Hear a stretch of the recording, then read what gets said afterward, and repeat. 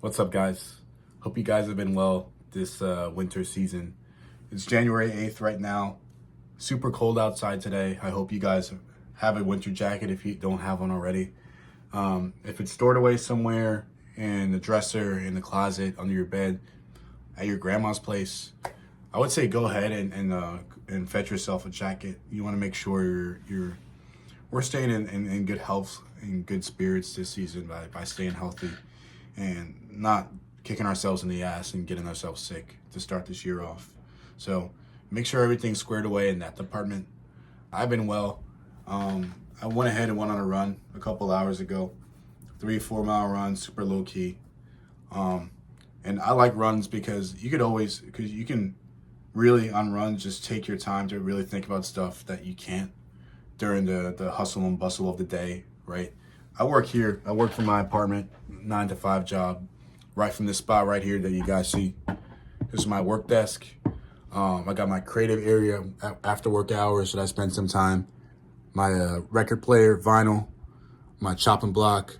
I got some camera equipment there that I use for recording videos and, get some nutrients for my brain here on this bookshelf. Right there, I got a couple books I got to crack open probably tomorrow.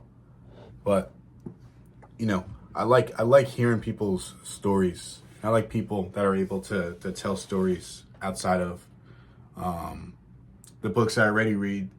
I'm always one for good stories, and I think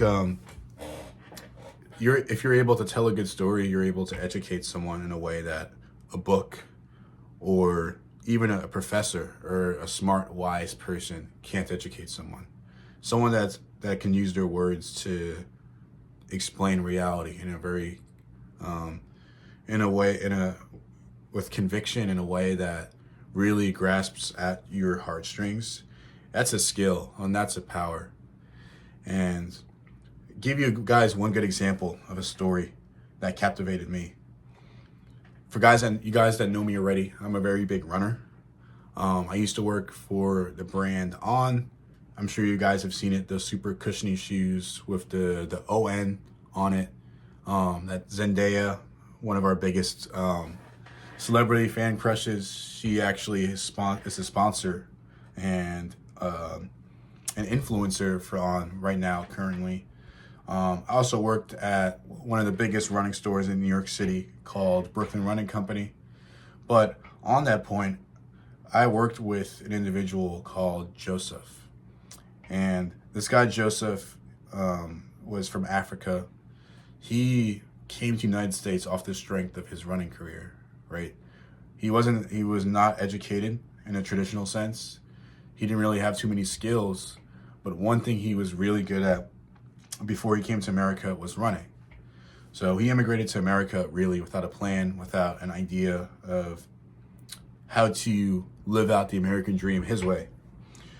But one thing he was good at, like I just said, was running. So the way he made his money was by competing in races, essentially. Competing in ranked races and competing in paid races across the globe to get paid, to get money. If you guys have seen the movie Challenger, you know exactly what I'm talking about.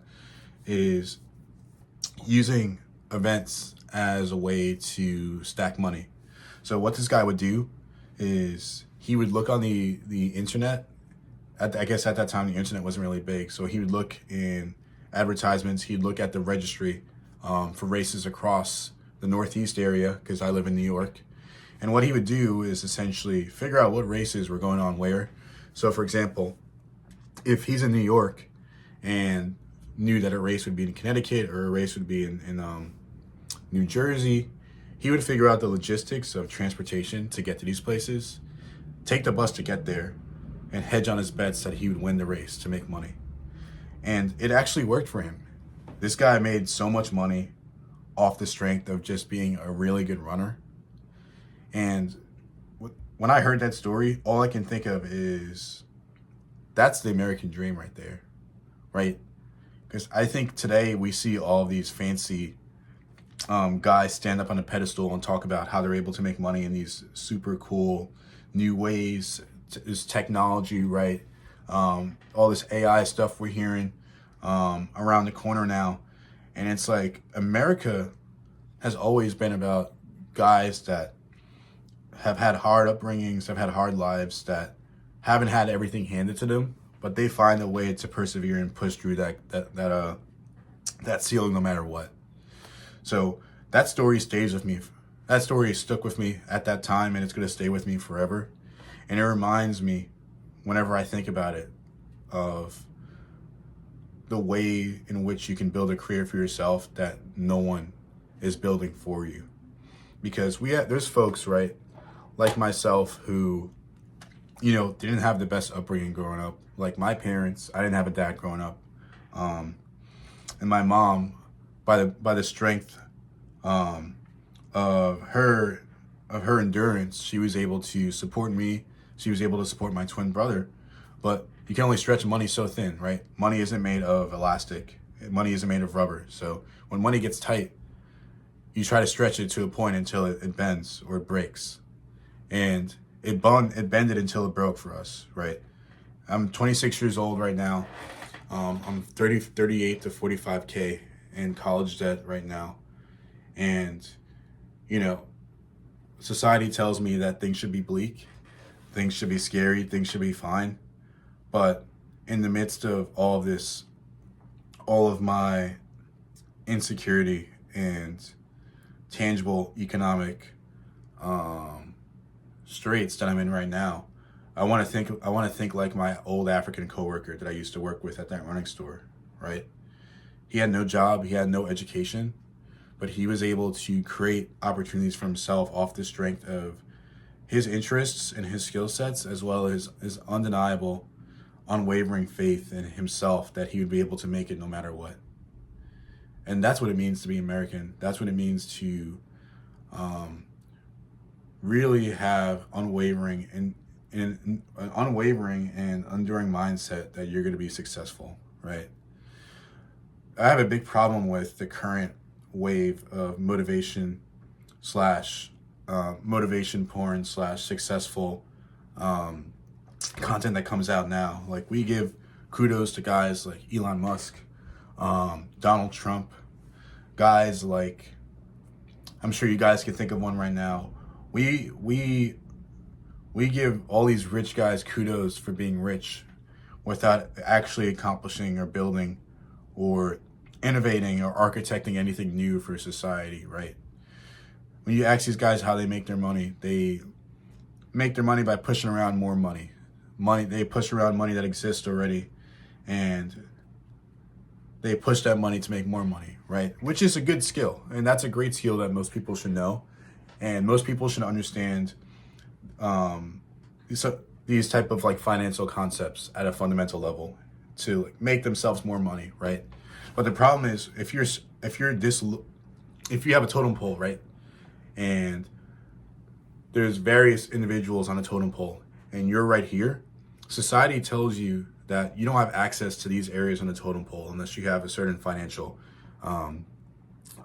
floor. Unless you reach a certain financial floor, these areas in the economic, we're told that those areas on the economic totem pole are inaccessible to us. Or if they're not, those things aren't told to us, at the very least, we're indoctrinated and ingrained to believe that based off everything that society tells us, whether that's consciously, like I just said, or subconsciously. So I think a way out of that mindset, or a way out of that mindset, is to envision a new way forward that eliminates that way of thinking. A way of thinking that punishes you for not having money or punishes you for not having an education. We need to encourage a way of thinking that encourages people with minimal or little to no resources to think outside of the box about how they want their career to go. Because the reality is, if you don't have everything set up for you the way that someone with resources or someone with those privileges do, then you need to worry about making it out the mud. You need to figure out how to get money in super creative ways that the average person that has those resources and has that infrastructure to to guide them to the promised land, they're not going to have to worry about how to do that. Whereas you need to get a little bit creative. I need to get a little bit creative.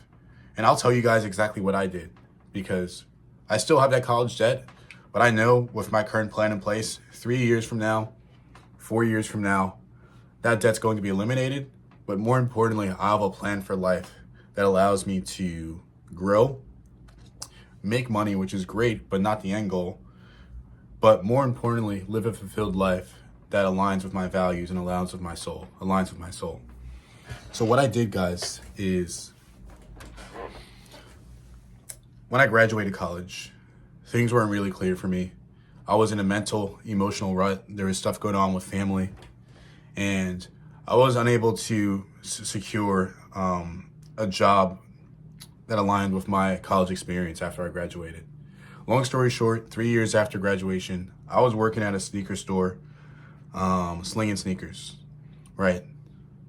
But here's how I got it out for myself, right? Even though I was slinging sneakers at that sneaker store, before I worked at that sneaker store, I told myself, you know what?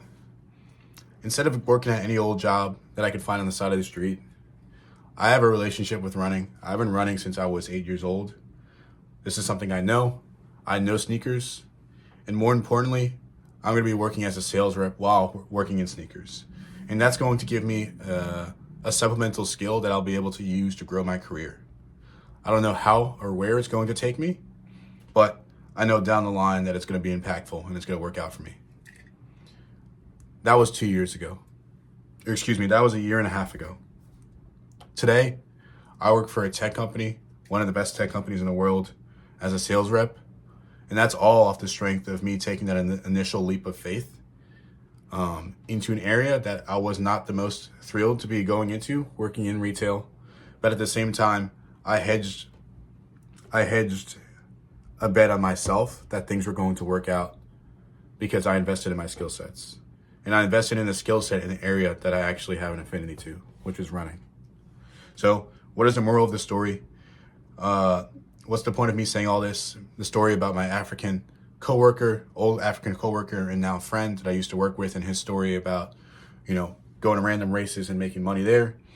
What does that mean about what does that mean for the American dream? What does that mean for me? And more importantly, what does that mean for you? How are you going to succeed in this economy, which chews people out and spits them out? You need to have an unwavering, enduring, undeniable faith in yourself that things are going to work out, even when all the levers and infrastructure in place is not set up for you to succeed. The only way you're going to do that is by starting in small steps, starting incrementally, and starting from the bottom, and not having the ego and having the humility to understand that when you start at the bottom, the only way to get up is small steps. You take small steps. If you're building the Mona Lisa, if you're painting the Mona Lisa, right? It's a beautiful painting, but the Mona Lisa is a combination of millions upon millions or thousands upon thousands of individual strokes placed on the canvas, right? If you're building a pyramid, right? That's a combination of blocks upon blocks upon blocks stacked upon each other to represent what a pyramid is to your human eye, right? The finished product is a combination of many steps and many parts that lead to that finished product in the mind's eye and in our eyes. So have some patience, have some resiliency, have some endurance, and eventually you're gonna hit the mountaintop. And you're gonna be impressed with yourself that you had the endurance and the confidence and the humility to stay down when you're down, but when you're ready to come up, we're all going to know that you're up, and everyone's going to realize it and appreciate it. More importantly, you're going to appreciate it. That's all I have for now. Let me know how I did on this video. If any of these thoughts or ideas resonate with you guys, definitely feel free to drop a like or a comment down below. The channel's super new, so I'm still trying to get some reps in, still trying to get some eyes on the channel. And it helps if you guys are able to like and comment and share and just leave any form of engagement to get this to the top. That'd be very helpful. And The way the schedule's set up now, I want to have videos maybe 2 or 3 times a week. I think Monday, Wednesday, and Saturday for now. But yeah, guys, we're gonna go with that. Thanks for chiming into this, and we'll talk soon. Bye bye.